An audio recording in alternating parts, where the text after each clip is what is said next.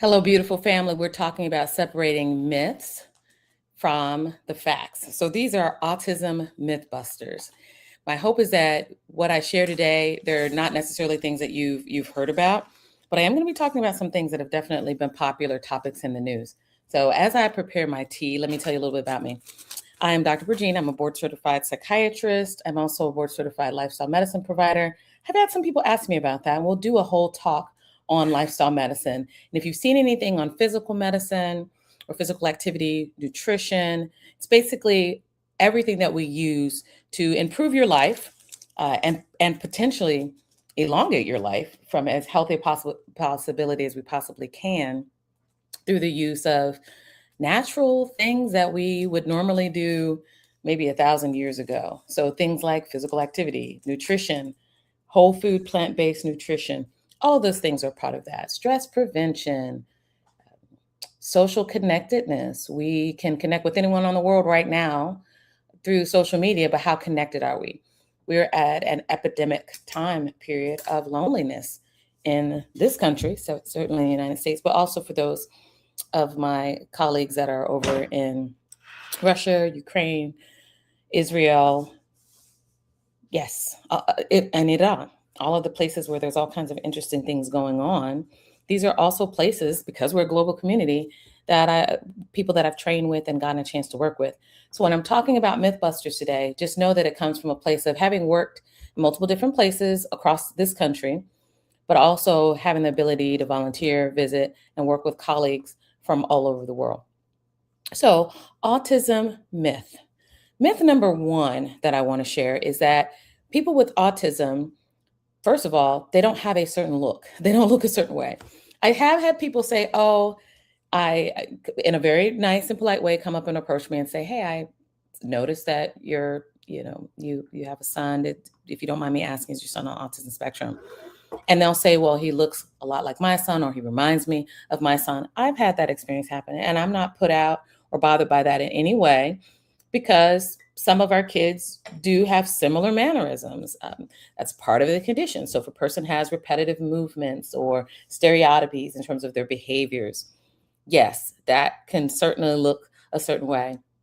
But I've also seen people who are on the autism spectrum. You wouldn't necessarily know it. There's no physical test, right? That's not a part of the diagnosis. So I've seen people that have college degrees, master's degrees, doctorates, who are on the autism spectrum and have autism traits.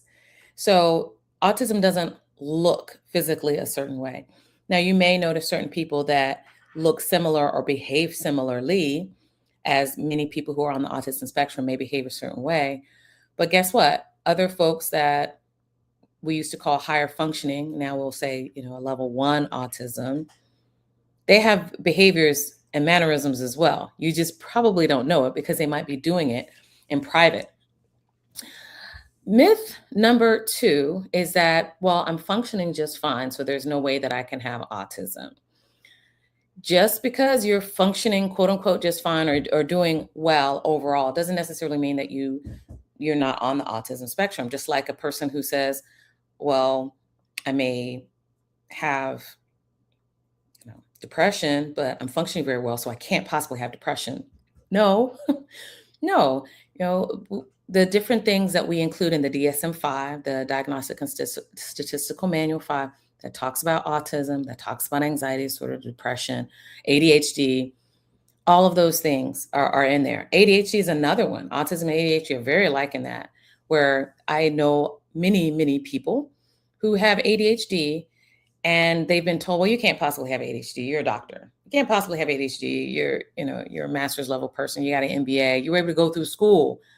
That's why I tell you, get the accommodations when they're in high school or before college, because once they go to college or even higher degrees than that, when we go to get diagnosis, sometimes it's, well, you can't possibly have that diagnosis because you're doing so well. Not true. Not true. Complete and total myth. Number 3, if you have autism, you can't possibly contribute to society. I'm going to stay here a while.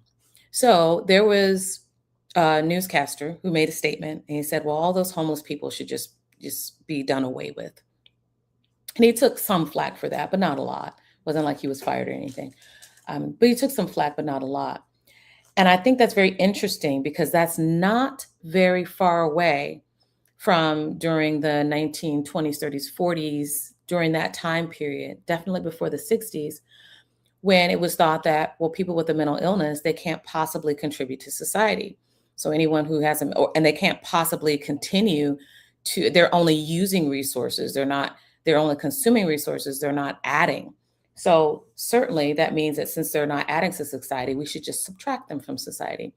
And so there were many people who had a mental illness, particularly people who were of color, particularly people who were Black females, for example, who without their consent they underwent procedures where they were sterilized. They were no longer able to have children. So this included Black women, and this also included a substantial population of people with mental illness, because the thought was, well, we certainly don't want them to get pregnant and then reproduce, because they're just going to reproduce more of their kind. And whether they were Black women or with a mental illness, their kind wasn't necessarily wanted at that time. So you saw institutions, or you saw people that they petitioned courts for long-term sterilization. Why am I talking about that? We're not far from there, people. And that's one of the reasons that the autism community has kind of been up in arms, because there have been these statements made that people with autism, people who are on the autism spectrum, they're just consumers of resources. They can't talk, they can't speak, they can't be productive, they have to be institutionalized, and they're just a waste of resources, a waste of protoplasm. So why don't we just do away with them? Let's lock them up. Let's get rid of them. Let's certainly not perpetuate their existence. Let's not provide needed resources, because the hope is that, I mean, come on, let's just be frank. If we don't provide needed resources to help these people live, then they're likely to not live. Well, if they don't live, why do I, as a person that controls a budget, for example, why do I care if they live or not live? Because it's better for me if they don't live. Let's just cut cards on the table.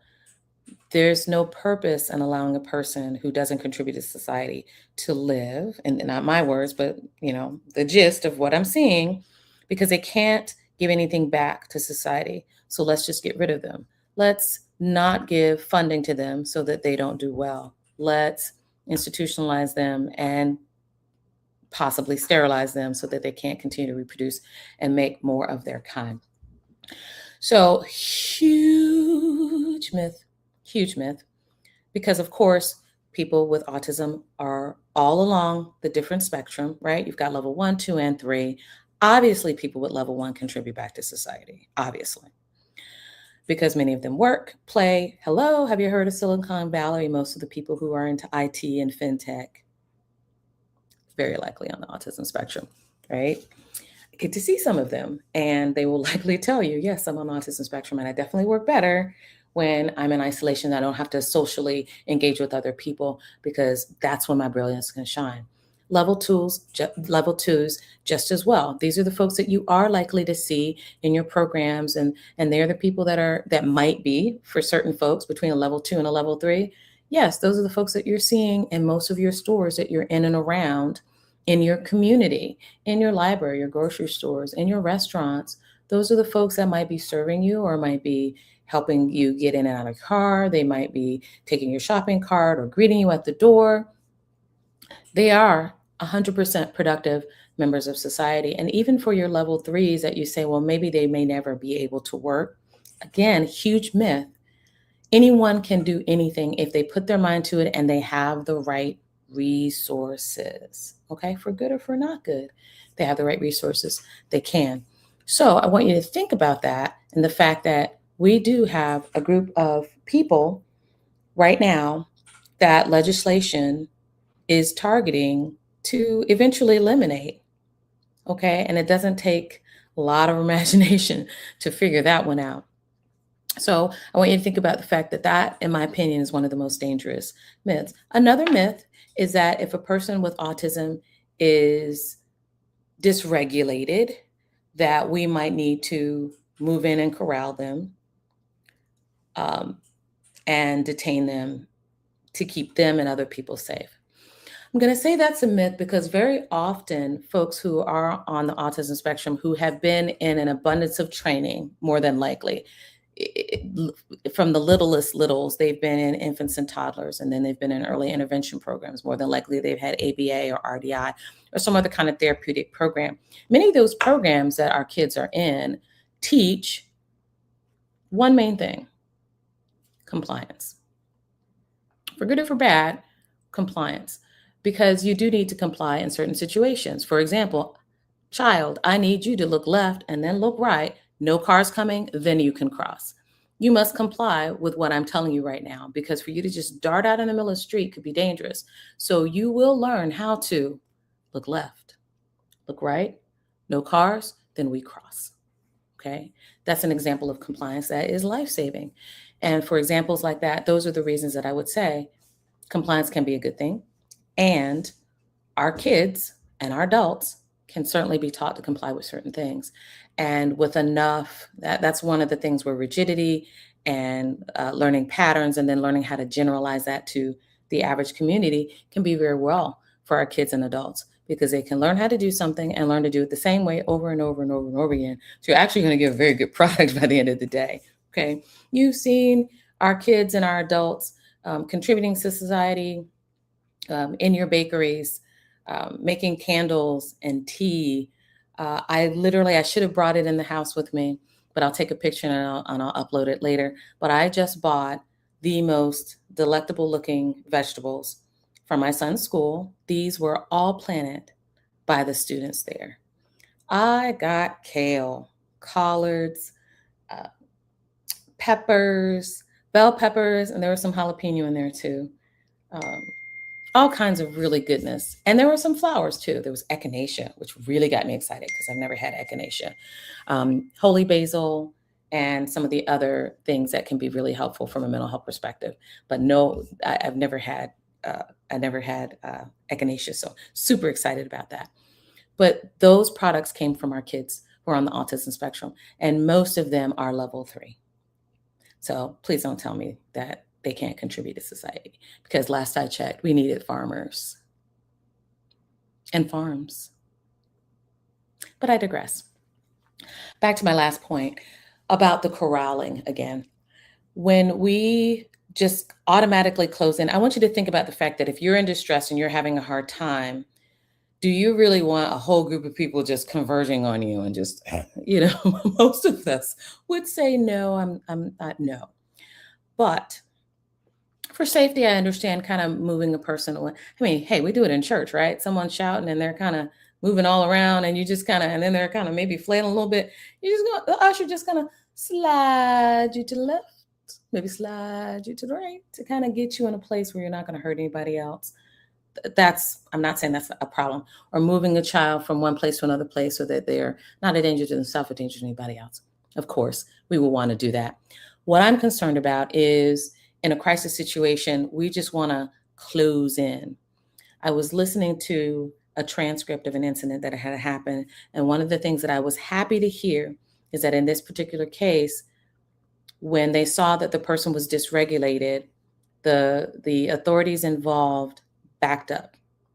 Right? There was a description in the transcript that basically described what happened, and it said that the authorities backed up to give the person some space.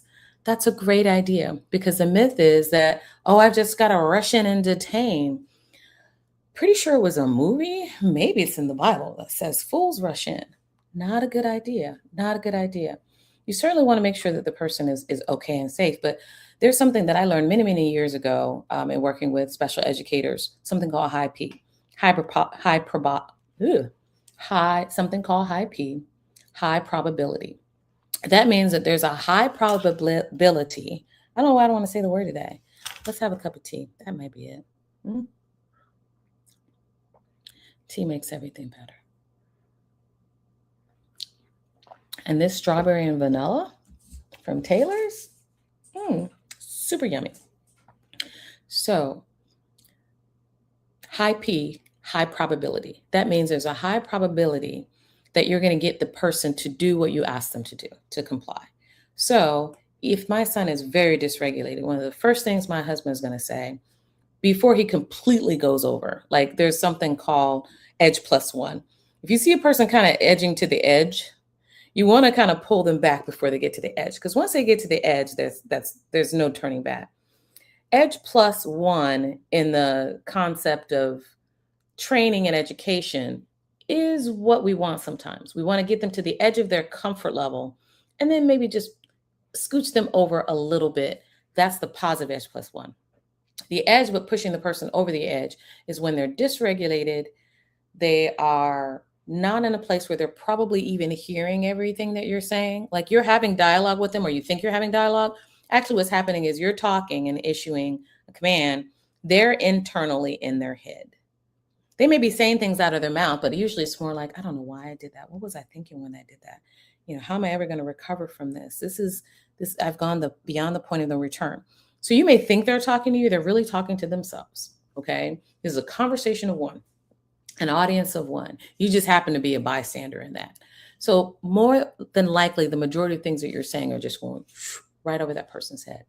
However, if you can allow them some space, step back, allow them a little bit of space to begin dysregulating themselves, then what you can do is begin high P.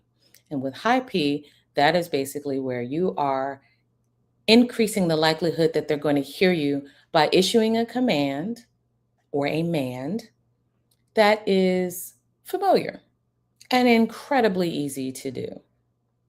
Amir, clap your hands. Amir, touch your head. What color shirt are you wearing? Purple. Okay. Now we're cooking with oil, as we say, because now this person is physically doing what I've asked them to do.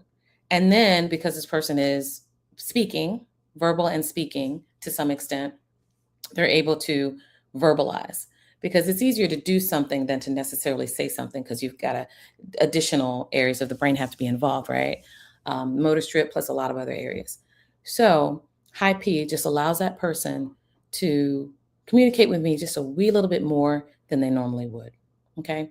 Now I hope that's been helpful for you with just some basic Mythbusters. We will likely have a Mythbuster part 2, because even as I'm talking, I'm thinking about a couple of different things, but I don't want to overwhelm you.